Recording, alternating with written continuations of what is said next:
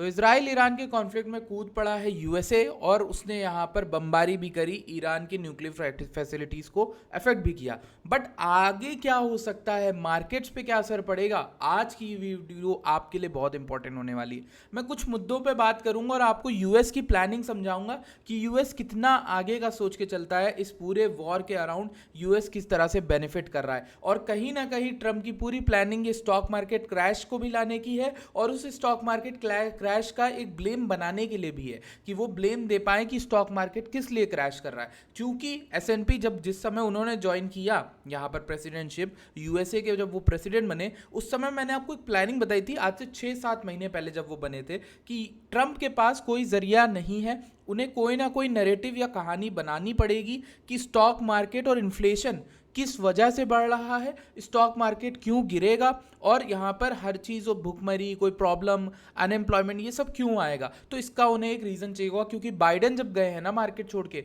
Biden पूरी country छोड़ के जब गए हैं, तो वो उनके कंधे पे ये रिस्पॉन्सिबिलिटी और ये पूरा स्केप गोटिज्म जो पूरा बली का बकरा बनने वाला है वो पूरा उनको बनना पड़ेगा। तो इससे बचने के लिए वो क्या प्लानिंग कर रहे हैं ये मैं आपको इस वीडियो में समझाऊंगा। स्टॉक मार्केट की पूरी बात करेंगे, बिटकॉइन की पूरी बात करेंगे, इथेरियम की पूरी बात करेंगे, वीडियो पूरी देख लेना। अब बात करने से पहले स्टार्ट कर ही रहा हूँ वीडियो, उससे पहले आपको एक छोटी सी चीज़ बताता हूँ। कल पूरा दिन मैंने, मेरा ये छोटा सा टेलीग्राम चैनल है ऑप्टिनेक्स क्रिप्टो करके, ठीक, आप इसके टेलीग्राम को डिस्क्रिप्शन की लिंक से क्लिक करके ज्वाइन कर सकते हो। कल पूरी रात मैं जाग के आपको सिर्फ एक चीज़ समझा रहा हूँ कि 99,500 पे शॉर्ट्स जो है मार्केट में बहुत पाइल अप कर रहे हैं, जिनका लिक्विडेशन $105,000 से लेकर $111,000 तक बिटकॉइन में जा रहा है, ठीक। और ये जो शॉर्ट्स लॉन्ग्स हैं वो तो एकदम पूरी तरह से खत्म हो गए थे। इसके बाद मैंने कल रात को आपको एक और चीज बताई कि शॉर्ट्स आर पाइलिंग अप, यानी मार्केट में शॉर्ट्स एग्रेसिव बढ़ रहे हैं और वो भी ऐसे टाइम पे जब मार्केट ऑलरेडी सब 100 के जा चुकी है। तो जनरली बॉटम के अराउंड ऐसे सिग्नल्स हमें देखने को मिलते हैं और इसी वजह से मैं अपने प्रो ट्रेडर ग्रुप में कल से आप लोग को एक ही एक अपडेट दे रहा था। मैंने एक बिटकॉइन की एसएल हिट एंट्री दी थी, उसके बाद मैंने दोबारा बोला कि इसी एंट्री को दोबारा ले लो। 98,900 पे स्टॉप लॉस हिट हुआ, मैंने कहा 100.7 पे दोबारा ले लेना आया तो ठीक। और यहाँ पर अभी बिटकॉइन जो है वो काफ़ी अच्छा चल रहा है। मैं आपको अपडेट दिखा देता हूँ। ये इथेरियम हमारा उठ गया, ये हमारा बिटकॉइन चल रहा है, ठीक है, एंड 101.7 के अराउंड। दोबारा एंट्री किसी ने भी करी तो उसका प्रॉफिट हो रहा होगा, ठीक है। साथ ही साथ एक्सो में देखें तो यहाँ पर क्या हुआ है, मार्केट में शॉर्ट्स बहुत गंदा ट्रैप हुए 98,200 के अराउंड। आप देख सकते हो यहाँ पर बहुत ज़्यादा डेल्टा आया था शॉर्ट्स का और अभी शॉर्ट्स लिक्विडेट हो रहे हैं, तभी तो ओपन इंटरेस्ट नीचे गिर रहा है, आप देखो। और इसीलिए मैं अवॉइड करने को आपको बोल रहा था, क्योंकि कल जब मार्केट गिर रही थी ओपन इंटरेस्ट बहुत तेज़ी से उठ रहा था, जो कि इशारा करता है कि भैया मार्केट्स में बहुत ज़्यादा लोग शॉर्ट कर रहे हैं मार्केट को, ठीक। चाहे आप हाई ब्लॉक में देखोगे, डेल्टा देखो कितना ज़्यादा एग्रेसिव शॉर्ट की ओर था, ठीक। तो ये एक चीज़ आपको समझ में आ गई। चलो अब बात करते हैं हम लोग ईरान वाले कॉन्फ्लिक्ट के ऊपर, फिर उसके बाद हम लोग मार्केट पे दोबारा आते हैं, ठीक है। और मेरी याददाश्त थोड़ी कमज़ोर है तो शायद अगर मैं भूल जाऊँ मार्केट पे आना तो प्लीज़ मतलब कोशिश करूँगा कि याद कर लूँ, ठीक है। आप क्या ही बताओगे, वीडियो रिकॉर्ड कर रहा हूँ। तो चलो सबसे पहले बात करते हैं ईरान ने क्या, एक आशंका ये भी है कि 400 किलो का जो यूरेनियम है जो ईरान का छुपा था, वो ईरान को ये बात तो पता है कि यूएस कुछ ना कुछ करेगा या फिर इजराइल करेगा। उन्होंने ये तो प्रेडिक्ट किया होगा कि खतरा उनके ऊपर मंडरा रहा है उनकी न्यूक्लियर फैसिलिटी पे। तो ऐसी खबरें आ रही हैं कि कुछ दिनों पहले उन्होंने काफ़ी ज़्यादा हिस्से में जो यूरेनियम है वो अपना शिफ्ट कर दिया था, ठीक। जैसे आप यहाँ देखोगे 400 किलो जो है वो 60% प्योरिटी, 90% प्योरिटी चाहिए होती है न्यूक्लियर वेपन बनाने के लिए, 60% प्योरिटी वाला जो यूरेनियम है वो 400 किलो मूव किया था, ठीक है। ऐसी इंटरनल खबरें आ रही, ठीक। दूसरी चीज अगर हम लोग बात करें यहां पर कि ईरान और इजराइल वॉर से यूएस को क्या फायदा होगा, इसके ऊपर मैंने एक बहुत ही प्यारी एक थ्रेड देखी, उसको मैं आपको समझाऊंगा। लेकिन पहले आपको एक और चीज समझाता हूं कि ईरान की मदद करने रशिया और चाइना क्यों नहीं आ रहे आगे, ठीक। पहली चीज, रशिया को तो मदद करनी चाहिए और चाइना को भी मदद करनी चाहिए, क्योंकि चाइना से तो कुछ सालों का, आई थिंक 12 साल या 21 साल का कुछ टाई अप हुआ है ईरान का कि वो वहाँ तक उनकी पीस जो ट्रीटी हुई है। उसके अलावा रशिया जो है हमेशा हमेशा यहाँ पर रशिया की एक न्यूक्लियर फैसिलिटी भी है जो ईरान की हेल्प, मतलब ईरान में हेल्प कर रहा है रशिया। तो वो भी हेल्प करने आगे क्यों नहीं आ रहा है, चाइना क्यों नहीं आ रहा है। अब पुतिन ने अपने हाथ कैसे खड़ा किए, पुतिन ने एक स्टेटमेंट बोला था कल परसों कि 20% या 15% इजराइल में जो हमारे रशियंस रहते हैं, रशियन लोग रहते हैं, तो इसलिए यहाँ पर देखो लिखा है Israel today is almost a Russian speaking country. 2 million people from the former Soviet Union जो है वो रशिया में रहते हैं, ठीक है। ये रिप्लाई आया था पुतिन का। आप समझ रहे हो कि इसराइल के खिलाफ वो क्यों नहीं खड़े हो रहे ईरान की फाइट में।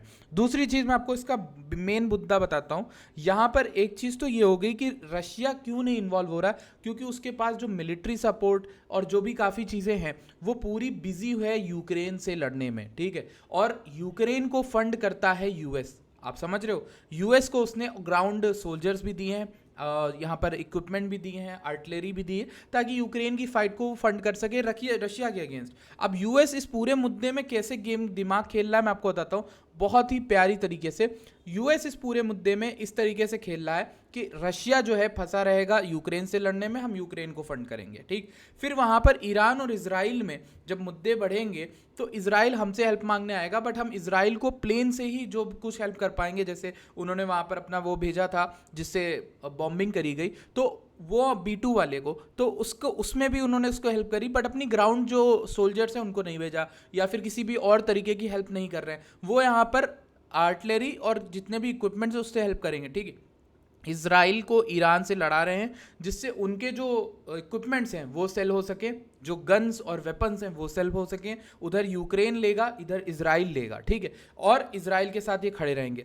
दूसरी, ईरान का इनका एक और बेनिफिट है कि ईरान का न्यूक्लियर फैसिलिटी इनको लगता है कि इनके लिए रीजनल थ्रेट है। बाकी बहुत सारी कंट्रीज़ को इनको जो हमारा मिडिल ईस्ट है वहाँ पर इसको ये नहीं मिलनी चाहिए, ठीक है, फैसिलिटी। ये एक चीज़ हुई। दूसरा क्या है कि अभी देखो यहाँ पर एग्जैक्टली लिखा है कि नहीं, स्ट्रैटेजिक सपोर्ट, एयर सपोर्ट दो इसराइल को, लेकिन क्लेम करो कि मैं यहाँ पर ग्राउंड ट्रूप्स नहीं भेज सकता, क्योंकि मेरा जो जितनी भी एमओ सप्लाईज है, जितने भी ग्राउंड ट्रूप्स हैं, वो यूक्रेन की हेल्प करने में लगे हुए हैं। ईरान रिटेलिएट करेगा यूएस से कैसे? अब देखो यहाँ आता है मेन मुद्दा। ईरान रिटेलिएट करेगा यूएस से। अब यूएस पे गुस्सा आया हुआ ईरान के कुछ खबरें ये भी आ रही कि ईरान जो है वो यहाँ पर कह रहा है कि कुछ टेररिस्ट अटैक या कुछ ऐसा कुछ करने वाला है। तो ये सब गलत है, हालांकि ये सब बहुत ज़्यादा गलत है, लेकिन इसमें सारा दिमाग यूएस का लग रहा है। मैं आपको बताता हूँ, ईरान रिटेलिएट करेगा यूएस के खिलाफ साइबर अटैक करके, या फिर साइबर अटैक ही की वो रखते हैं क्षमता मान लो, या फिर कोई भी तरह का अटैक करते हैं। साइबर नहीं करेंगे तो किसी भी तरीके का अटैक करेंगे। यूएस को एक बहाना मिलेगा ईरान के अगेंस्ट और ईरान पे सारा ब्लेम डालने का।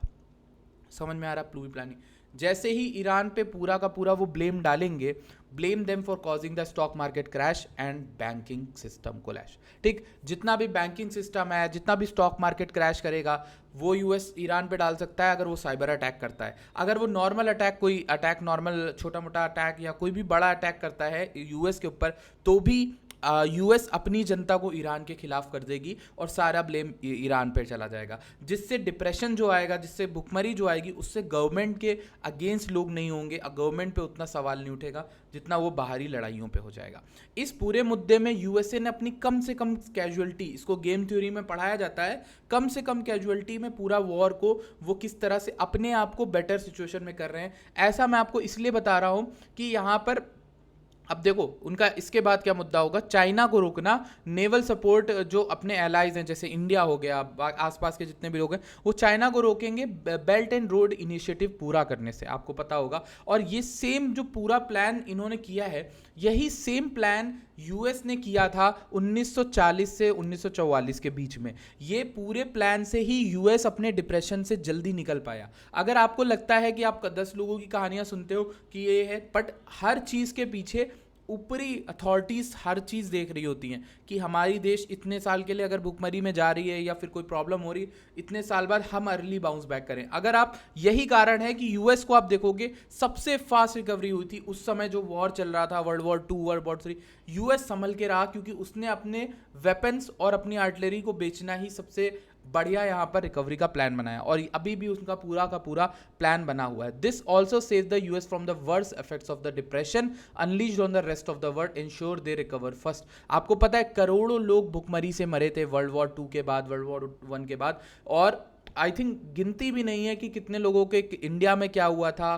चाइना में सबसे ज़्यादा देखोगे आप, कितने ज़्यादा, मतलब कितनी ज़्यादा इश्यूज क्रिएट होते हैं वर्ल्ड में, but at the end of the day US ने अपने आप को कम से कम इम्पैक्ट किया। यहाँ पर पूरा खेल इसलिए कि इम्पैक्ट तो वर्ल्ड पे पड़ने वाला है, बट जो कम से कम इम्पैक्ट पड़े वो यूएस पे पड़े, और इसीलिए इतनी बड़ी प्लानिंग की है यूएस ने, ठीक। तो ये जो पूरी थ्योरी है ये हो सकता है गलत हो या ना हो, मुझे लगता है जो मैंने अभी आपको बात बताई इसमें 60-70% आराम से इसको ऐसे पिंच ऑफ सॉल्ट से लेना कि 60 से 70% इसमें बात सच है, क्योंकि यूएस ने पिछले जो 1939 से अगर आप पढ़ते हो तो आपको वहाँ पर पता चलेगा कि भाई इस तरीके की चीज़ें करी हैं पहले भी, ठीक। तो ये सारी प्लानिंग है, ये सारी चीज़ें हैं।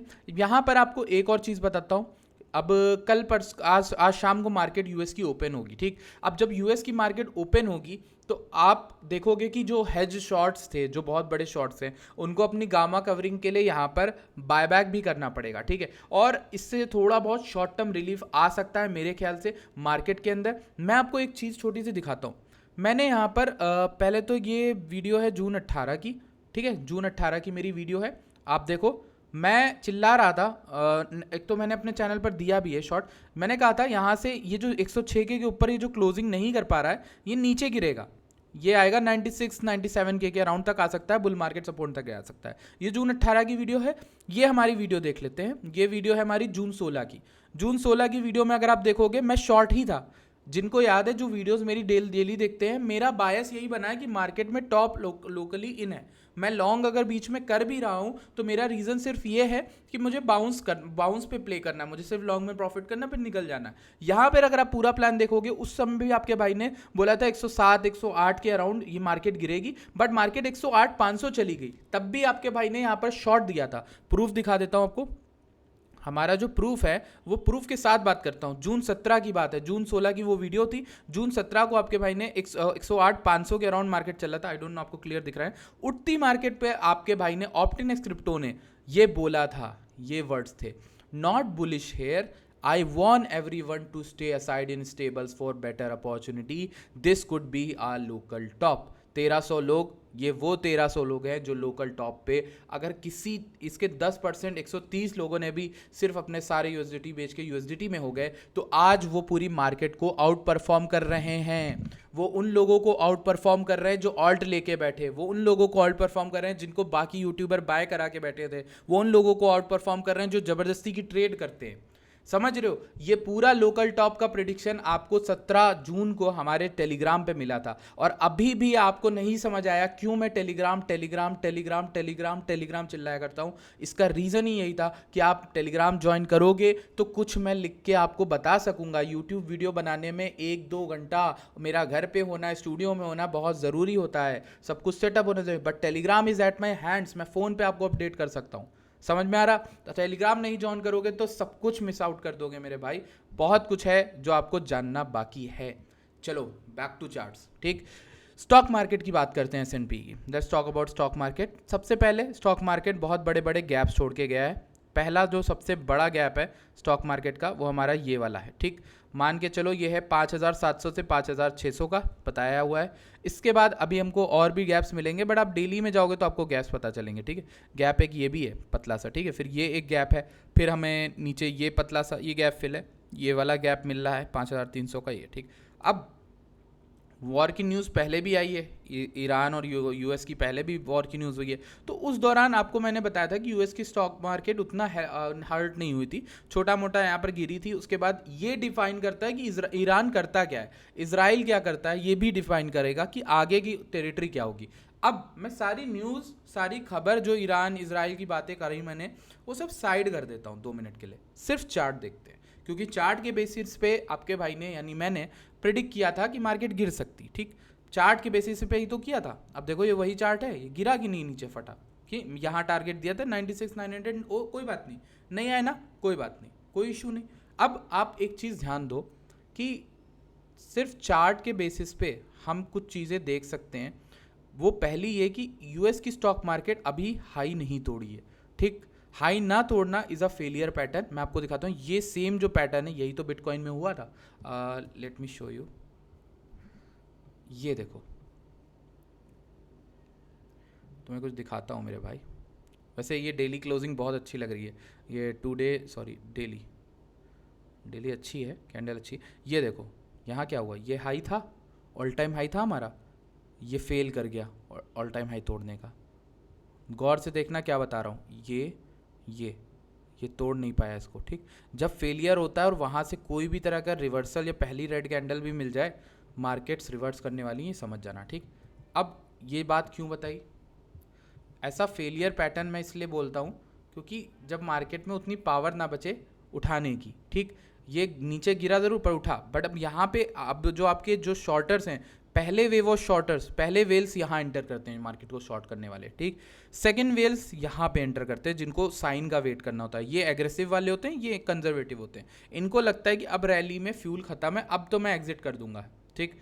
थर्ड वो लोग होते हैं जो एकदम बॉटम पे शॉर्ट करते हैं, जो लिक्विडेट होने के लिए ही आते हैं, जो जिनका लिक्विडेशन ऊपर हो जाता है, मार्केट लेके ऊपर भाग जाती है, ठीक। तो अब यहाँ पर प्लान क्या है, प्लान ये है कि यूएस की स्टॉक मार्केट के गिरने के ही संकेत लग रहे हैं। यहाँ से अगर उठती है तो ये तभी उठेगी जब कोई बुलिश न्यूज़ या पॉजिटिव न्यूज़ आएगी, और ये पॉजिटिव न्यूज़ ज़रूरी है कि ईरान और यूएस और इजराइल, इन 3 कंट्रीज़ के जितने भी मुद्दे हैं उनको लेकर शुरू हो, उनके बारे में, या फिर ईरान से कोई पॉजिटिव न्यूज़ आए या कुछ है। पूरी मार्केट बिटकॉइन की क्यों इतना वॉलेटाइल है पता है, सिर्फ इसलिए क्योंकि अनसर्टेनिटी है। या तो बुरे से बुरी चीज़ हो जाए, या तो ख़राब न्यूज़ आ जाए, जो हो सकता है वर्ष वो आ जाए, या तो बहुत अच्छी न्यूज़ आए। दोनों ही कंडीशंस में मार्केट ये जान जाएगी ना कि अब ये चीज़ टल गई है, ये हो गया है, अब मार्केट वैसा रिएक्ट करेगी जो उसको करना है। समझ में आ रहा है? तो ये जो वॉलेटिलिटी है, चार्ट्स बता देते हैं, रेजिस्टेंस सपोर्ट सब बता देते हैं। चार्ट्स में जो स्पीड लाता है, जो चार्ट को जो करना है वो तो वो करेगा, चार्ट में स्पीड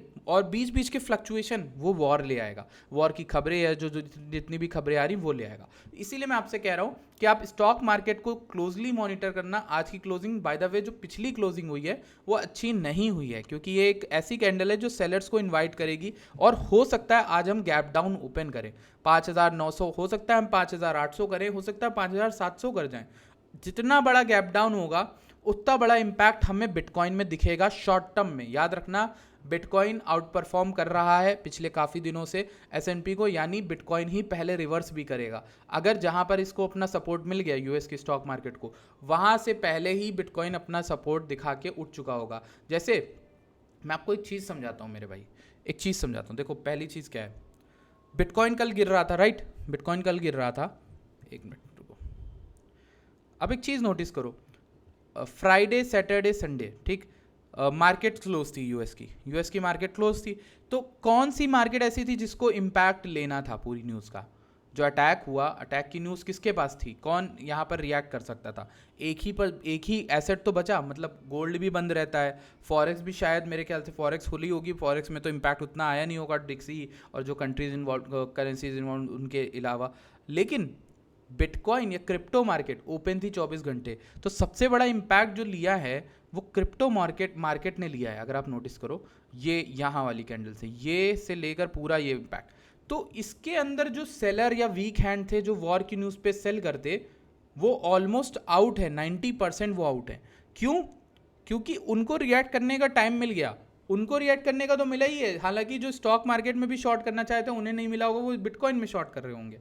तो कहीं ना कहीं बिटकॉइन पहले प्रिजर्व कर दे रहा है। क्यों? क्योंकि कई बड़ी खबरें संडे या सैटरडे को आ रही हैं, इस वजह से बिटकॉइन पहले रिएक्ट कर देता है। तो बॉटम अगर बनाना होगा तो बिटकॉइन पहले बना देगा। अब देखो यहाँ पर सबसे क्लियर कट आपको बताता हूँ एंट्री क्या है।